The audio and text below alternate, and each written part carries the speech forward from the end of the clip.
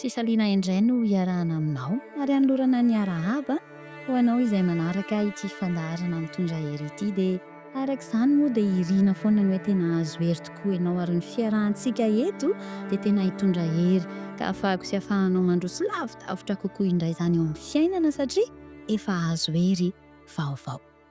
Ity fandaharana iarahantsika ity moa dia nomena lohahevitra manao hoe mahay ianao, mahery ianao arak'izay voalazan'ny Filipiana toko faha-efatra andininy 7:10 dia manasa anao ary andeha hiaraka hatramin'ny fiafaran'ny fandaharana mba tena hiaraka handray ny hery tokoa, hiaraka handray ny fahendrena avy amin'Andriamanitra hahatanterahan'izany hoe mahay, mahery satria ao amin'Andriamanitra ilay mampahery izany.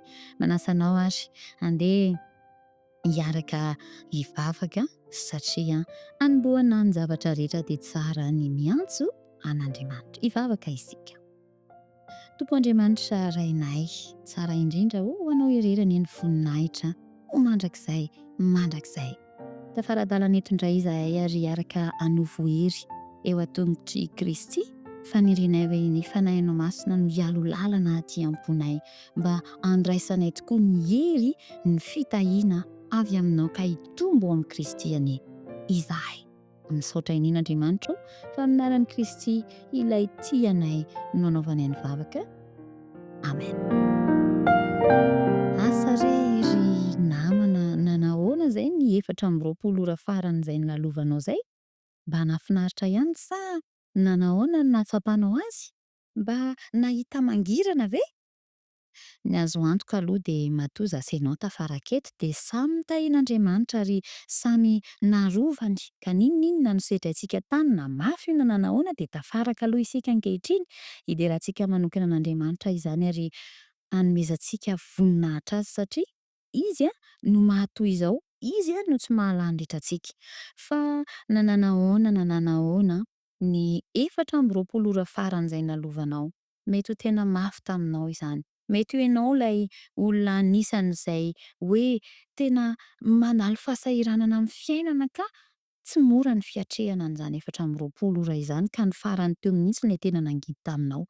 Mety ho ianao koa nefa n'ilay hoe tamin'iny 4 farany iny no nahatsiaro maivamaivana tamin'ireo zavatra mafy rehetra izay tsy maintsy hatrehako sy hiadiako amin'ity fiainana ity fa izao ninona ny zavatra niainanao sy nitranga dia hanovo hery isika androany ary hiaraka handray an'izany hery izany avy amin'Andriamanitra dia afaka hiara-hiteny hoe mahay mahery satria mahay sy mahery ao amin'ilay mampahery antsika. Asa mety ho anatin'ny sy fahasalamana ihany koa ve ianao ankehitriny sa mety ho reraka mafy? Fa dia izay ny firariana hoe ahery ianao ahay koa ianao hiatrika an'izao fiainana izao satria eo ary ny rotorotom-piainana Andriamanitra mihitsy no efa manome an'izany teny fikasana izany. Na mahatsiaro ohatry ny vizana na tena ketraka mihitsy azy ianao, Andriamanitra mihitsy no manome ny teny fikasana hoe mahery sy mahay ny zavatra rehetra ianao ao aminy ilay mampahery anao. Ny Baiboly dia manana tantara be dia be izay maneho ny fidiran'Andriamanitra an-tsehatra eo amin'ny fiainan'ny olona. Manasa anao indray androany andeha indray isika hijery anankiray amin'izy ireny dia tantaran'olona izay hita eo amin'ny fiarahamonina fa sahirana indray ihany koa, hita eo amin'izay tontolo misy azy fa mandalo zavatra sarotra izany kanefa rehefa nitodidodo sy nitodidodo amin'Andriamanitra dia nahazo vahaolana. Andehany ao amin'ny mpanjaka faharoa toko faha-efatra indray no anasako anao mba hiara-hijery tantara anankiray.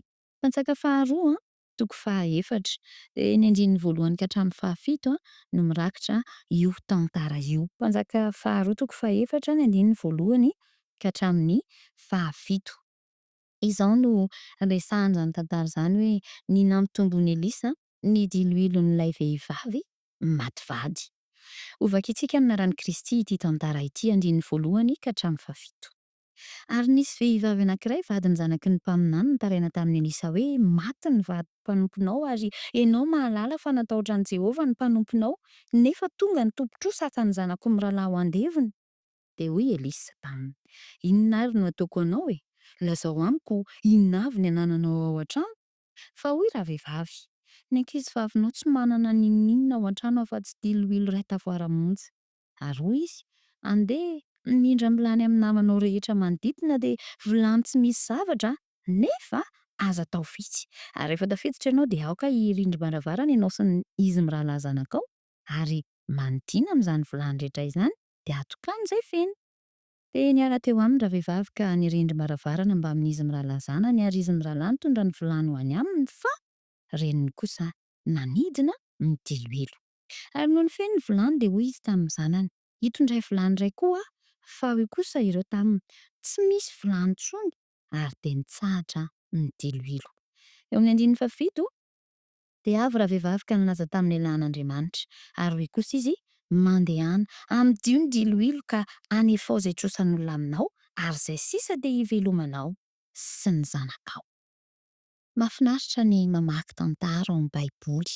Indrindrandrindra maka saintsaina an'le tantara tahaka ny hoe mijery filma ao anatin'ny ati-doha ao zany raha mamaky an'izany, mampirisika anao hazoto hamaky an'ireny tantara ao amin'ny Baiboly ireny, indrindra indrindra ny tantara izay maneho toe-javatra sarotra kanefa hanehoan'Andriamanitra ny fidirany an-tsehatra de mamaha olana eo amin'le fiainan'ny olona tahaka ny an'ity ramatoa maty vady ity, mananjanaka roa lahy, tsy maintsy miatrika ny olana satria tamin'ny fahavelon'ny vadiny nitrosa taman'olona izy ireo, rehefa nodimandry le rangahy indro tonga ny tombo-trosa. Mety sedra mahazo antsika ihany koa ny hoe tafalatsaka anatin'ny fitrosana ary tonga amina fotoana hoe enjehan'ny tombo-trosa tsy maintsy hanefa ny trosa kanefa efa tonga amina toe-javatra hoe tsy afaka mamerina izany. Mety ho zasenao ihany no nahatonga an'ilay trosa satria isika no nanana ny fanapahan-kevitra hitrosa kanefa mety ho tonga amina toe-javatra hoe tsy efako ilay trosa. Marina fa mety ho misy fahadisoana ho an'ilay olona izay eo amin'izany toerana izany kanefa koa Andriamanitra afaka mampahery foana ny olona rehefa miantehitra aminy n'inon'inona toe-javatra ka manantona azy mibebaka sy mifonany amin'izay tsy fahamenrehana ary koa mangataka ny fanohanana avy amin'Andriamanitra. Mety hananan'olona trosa be ve ianao? Mety ho voly zany, mety ho amin'ny endriny hafa koa anefa fa zany hoe toe-javatra tsy maintsy hatrehanao mavesatra, tsy maintsy ataonao amin'ny olona hafa. Mety ho efa nanana drafitra sy fikasana maro ve ianao fa avy eo niala tampoka ilay nianteherana tahaka ny an'ity ramatoa ity. Mety ho nanana drafitra maro izy ireo kanefa nodimandry le rangahy rehefa avy eo de tapaka hatreo zany mikasika ny hoe ity nianteherana nametrahana ny fitokisana zany tao anatin'ny heverana natanterahana an'le drafitra de mety ho tahaka izany koa ve ianao? Mety hoe sahirana e, tapi-dalaka leka tsy hitanao hoe aiza ny ivoahana amin'le toe-javatra sarotra. Andriamanitra de manana vahaolana ho anao.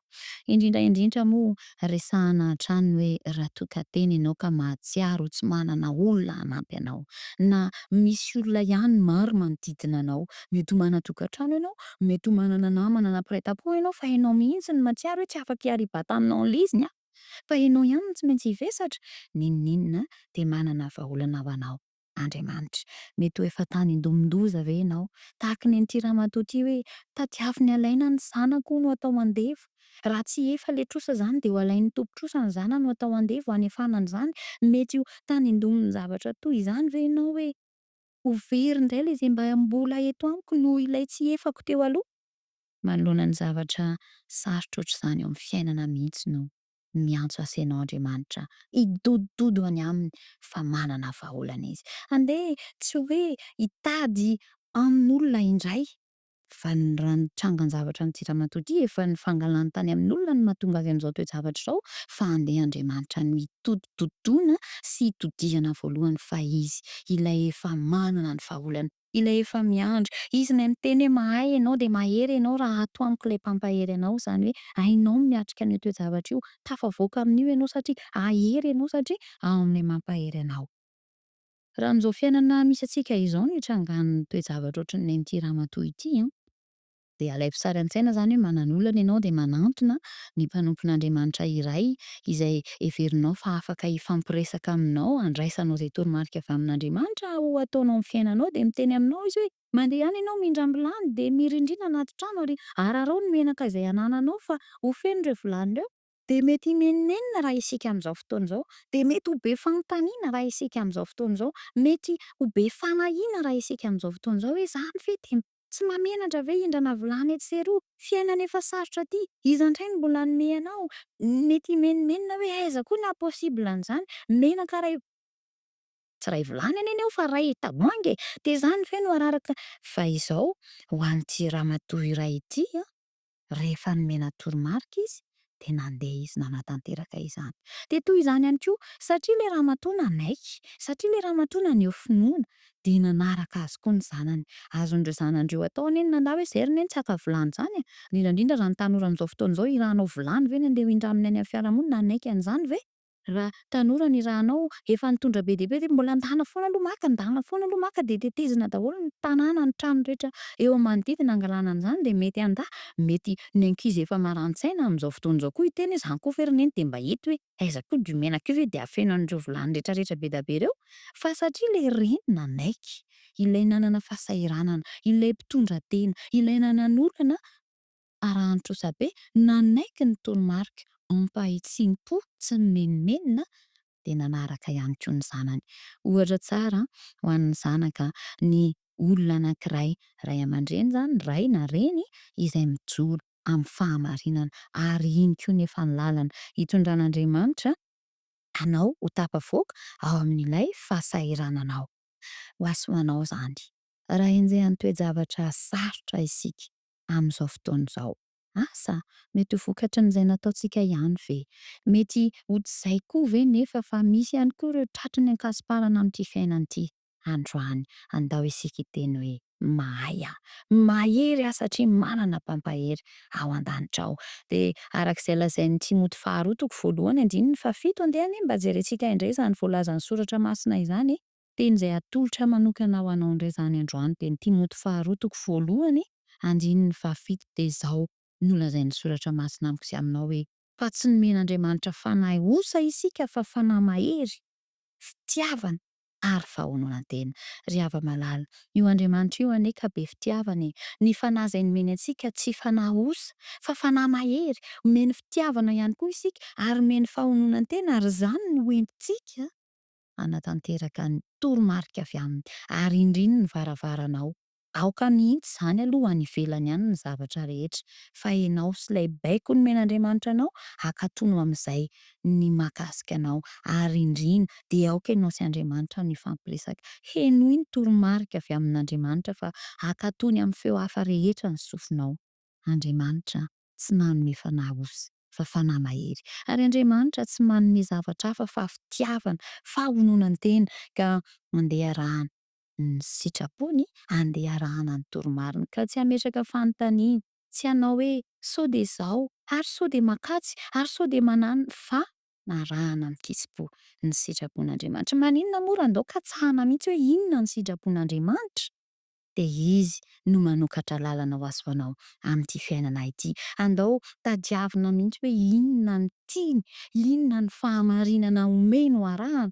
Ny soratra masina mirakitra an'izany. Mampirisika anao ny amin'ny hoe manokana fotoana misimisy kokoa andinihanao ny soratra masina. Hahenonao ny feon'Andriamanitra ilay manambara aminao hoe izao no ataovy de izay le fahendrena de mahay ianao, tafavoaka ao amin'ilay zava-tsarotra ianao, ity no ataovy de mahery ianao satria manana ny fitokisana aminy eo am-piatrehana an'izao fiainana izao.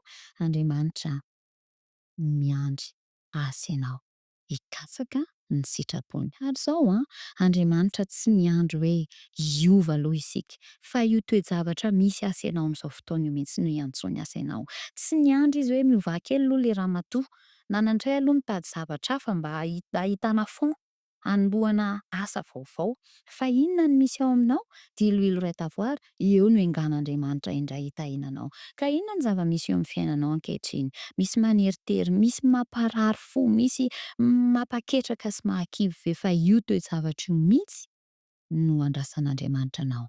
Tsy miandry izy hoe miova aloka andeha koa, tsy hampiandry an'Andriamanitra fa zao no anekentsika azy dia avelantsika izy hanahy ny olantsika ary Andriamanitra ampitombo an'ilay ananantsika ao mba ho fandresena hiantoka ny fiainan'ny tsirairay avy na ianao na ny ankohonanao.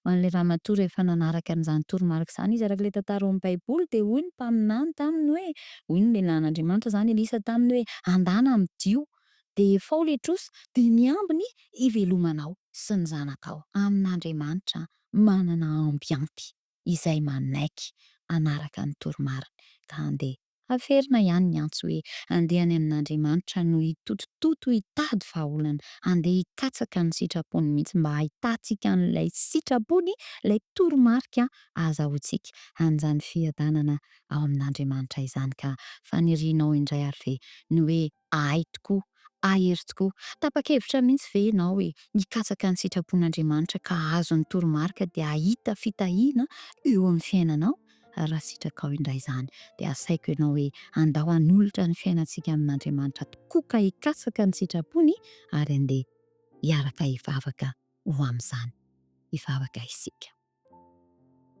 Jehovah Andriamanitra rainay ray mpiahy tia mpamindra fo sy miandry teto indray izahay miara-miantso anao ary mitodotody mitondra ny fiainanay eo aminao raiso izahay Andriamanitra ary mamelantsy fahamendrianay izay mety ho tsy nety tamin'ny famindranay teo aloha ka hahatonga anay anaty fahasahiranana na izay tsy hainay ka nahatonga anay amin'ny toe-javatra sarotra midiran-tsehatra amin'ny fiainanay ary asehoanay ny sitraponao mba hanarahanay izany ka ny fanahinao masina ny ho ampitoerinao aminay daridalananay hitoeranay amin'ny fanaovana izay sitraka izay dia misaotra indrindra fa matoky ny tana maherinao izahay dia mahay sy mahery ao aminao amin'ny anaran'i Jesosy Kristy no ivavahanay amen. Ny tenin'Andriamanitra kiray tiana atolotra antsika hifanaovantsika mandra-pioana dia ny Jaona 9:7-telopolo tapany faharoa. Jaona 9:7-telopolo tapany faharoa dia izao no lazain'ny soratra masina amiko sy aminao hoe ary izay manatona dia tsy mba ho laviko mihitsy. Kristine nanao ny fanambarana teto ary izay manatona dia tsy mba ho laviko mihitsy. Aza miandry ela ary fa miandry anao Kristy ary raha manantona azy ianao dia tsy ho laviny fa miandry anao izy ahery ianao ahay ianao satria ao aminy ilay mampahery anao. Mandra-pioana indray anatin'ny fiarahana ao amin'ny fotoana manaraka. Andriamanitra